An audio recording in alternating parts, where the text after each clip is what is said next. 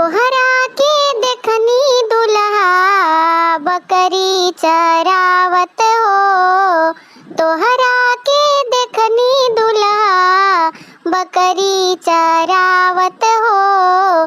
कैसे कैसे अइले दुल्हा पापा के पसंद हो। कैसे कैसे अइले दुल्हा पापा के पसंद हो।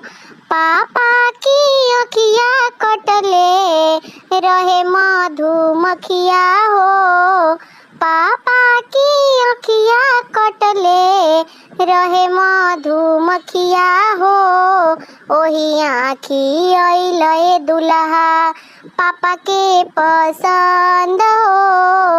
ओही आँखी अइले दुल्हा तोहरा के देखनी दुल्हा गदहा चरावत हो।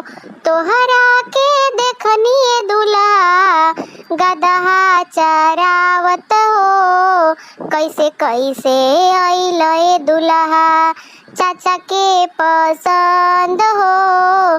कैसे कैसे अइले दुल्हा चाचा की अखिया कटले रहे मधुमक्खिया हो।